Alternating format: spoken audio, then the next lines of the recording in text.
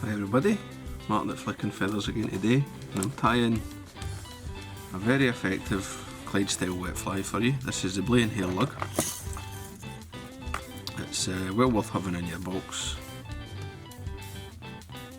It'll catch fish anywhere, and I mean certainly if you're in Scotland it can be on your cast nearly the whole season and be quite effective. Obviously depending on what's on the water, but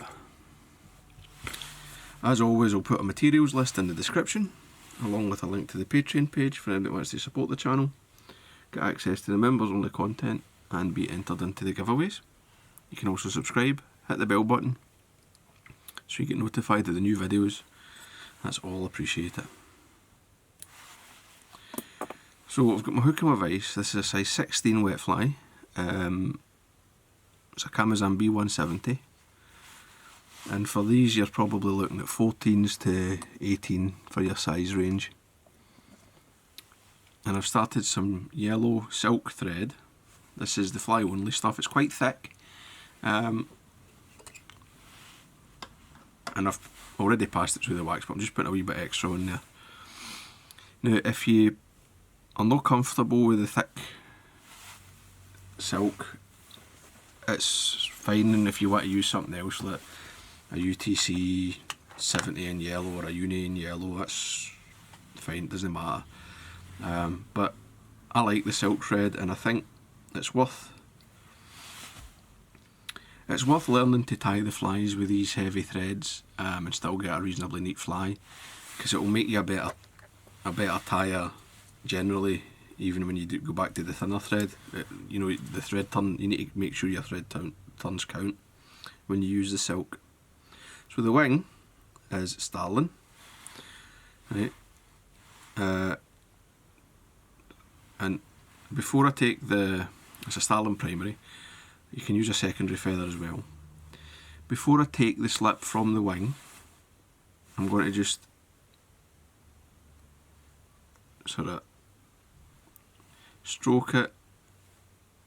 If you break the natural sort of zipping effect of the feather, you'll be able to sort of align the tips.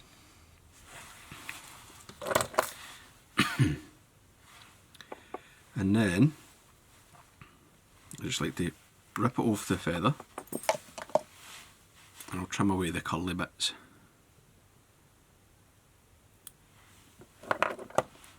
And this slip is about twice the width that I want the wing to be. Don't worry if the slip sort of splits or anything, that's not a problem. These old-fashioned bunched wings,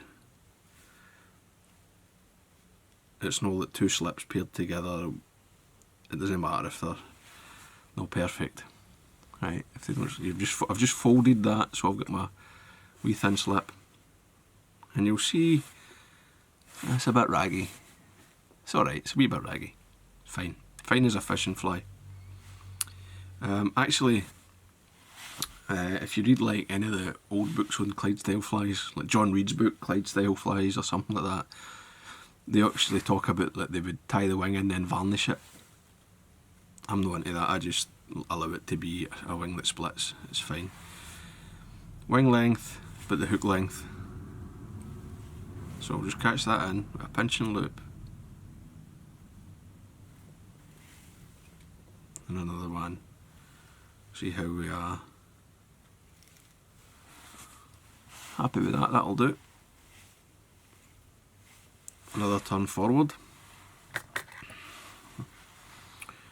And then trim away my waist.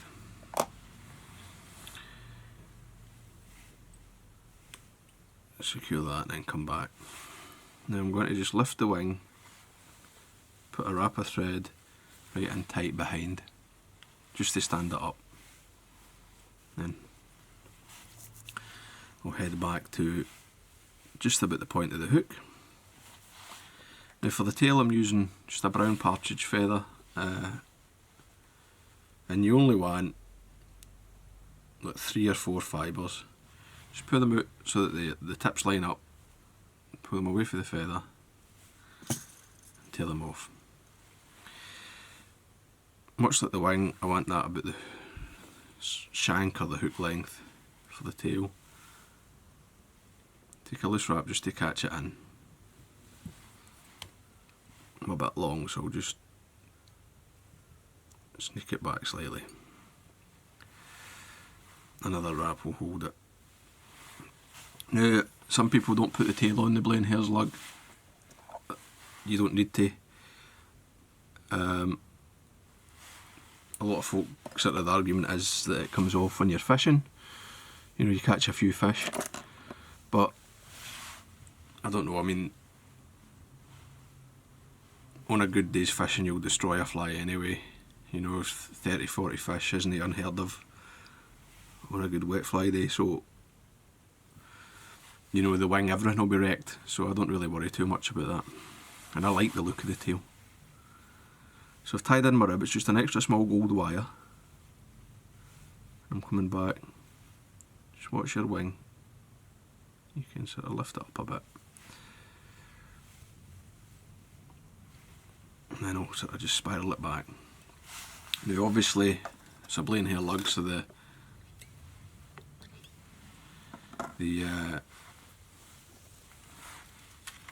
fly's hair's lug, the body of the fly. And I like it to be fairly dark on these, but it's up to yourself. Don't go mad with your dubbing, try to keep it relatively sparse. No, I mean I wouldn't say to the point of like a water hen blower where it's just a wee cloud of dubbing, but I don't worry too much if there's a bit of thread showing through. So I've got my wee noodle of dubbing there, and I slid it up because with the silk being thick you can't really sort of dance on the spot to eat up the dubbing, eat up the bare thread I should say. I'm coming up to, so I'm nearly at the wing. Take away that excess. Now you want to leave yourself a wee gap in the region of 2-3 thread wraps, right? And then I'm going to counter wrap with the wire, right? And you don't need to spread the turns out that much. I mean, there's about 4 or 5 up the body there. I'll catch that in.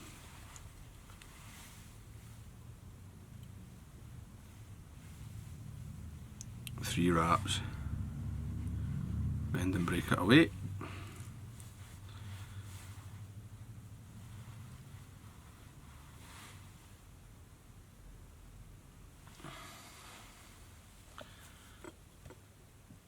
Just turn that so you can see it a bit better, I think.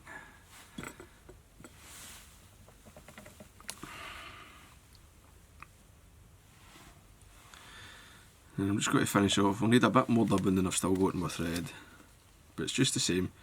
The spiky dubbing that you get from the leading edge of the hares is just ideal.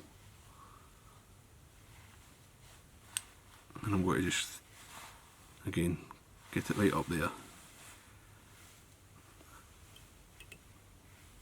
A turn in or two in behind.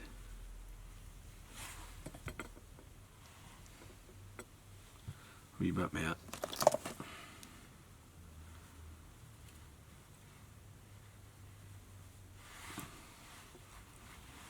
Just to fill out that sort of thoracic area.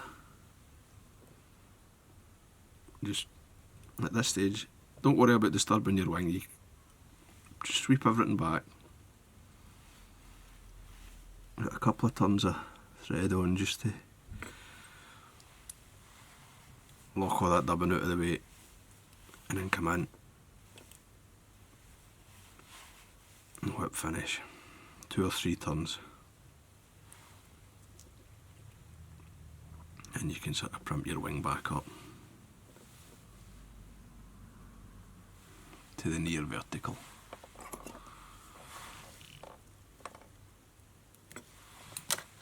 Trim away the waste. That fibre's annoying me, then I'll just take it away. And then the last thing I do is I come in with my dubbing needle.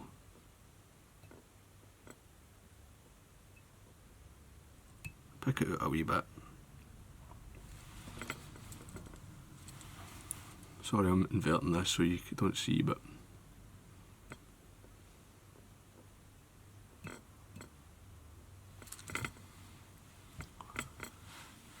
just picking out that fur, just making a wee buggy,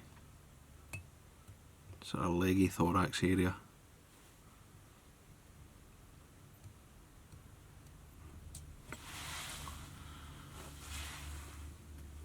You don't even really need to, I don't suppose. I know a lot of people who don't. And then to finish us off, a wee bit of varnish.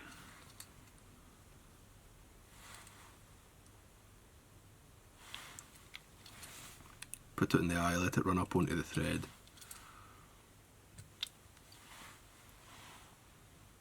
Take away any excess, clean the eye of the hook. And there you go. It's the Blae Hare lug. Absolutely deadly. Catches fish everywhere. All season long. As I say, different sizes. We'll do different insects. Well worth having. So I hope that was useful. I hope you enjoyed it. If you did, please remember to give me a thumbs up below and subscribe to the channel. Tight lines, guys. Bye.